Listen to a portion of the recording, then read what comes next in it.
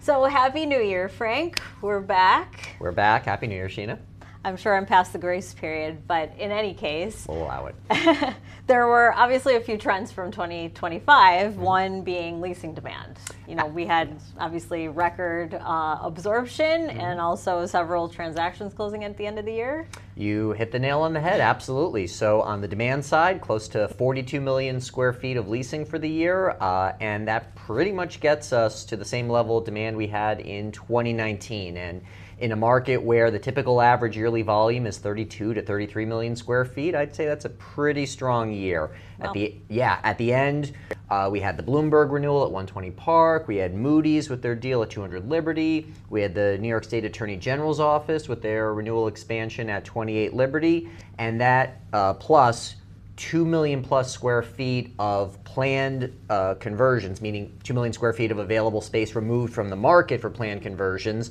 That resulted in 15 plus million square feet of total net absorption for the year.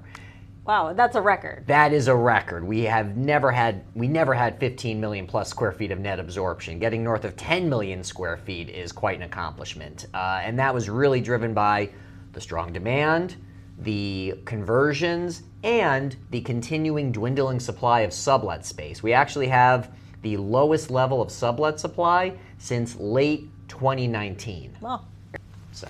crazy. So a second sort of trend that we saw a lot last year was really around the average rents. And obviously we've talked about some of the headlines around the $300 or close to dollar rents for some Class A trophy buildings. But really another headline that's not talked about enough is the Class B rents. Absolutely. Yes, so behind those $300, $200 plus numbers is another important number, which is $68 per square foot.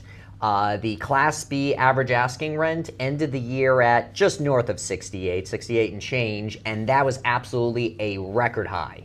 And that was driven by the continued growth of the TAMI sector, with AI being very much a new player in the market with its demand, as well as those conversions. When the Class B or A minus buildings are slated for conversion, you get a secondary wave of activity as well in the market. So that really did drive up the Class B numbers to a record high in terms of the pricing. But not to forget about Class A. It ended the year at the highest asking rent since late 2020. Wow. So, you know, we're in goal setting mode. So is this the new benchmark? Is this what we should expect or strive towards in 2026? I feel bad for the market. It really outdid itself in 25, and it's already being asked to do it again in 26. It's life, Frank. I know, I've been there. So to have 42 million square feet of demand again is a very, let's call it aspirational request, although not impossible.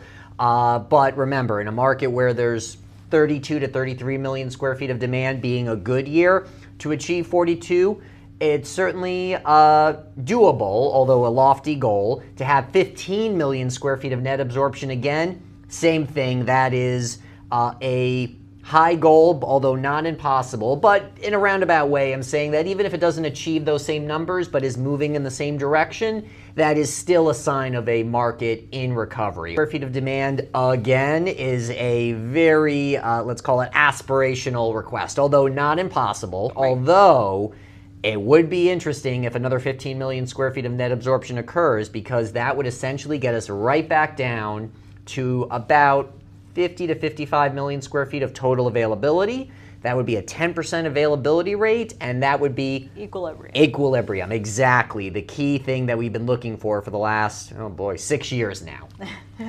Well, New York is obviously an ever-evolving market, you know, with the rezoning initiatives, with all of these new residential construction projects being delivered, a new mayor. We'll see what 2026 has in store for us. It's going to be an interesting year, to say the least.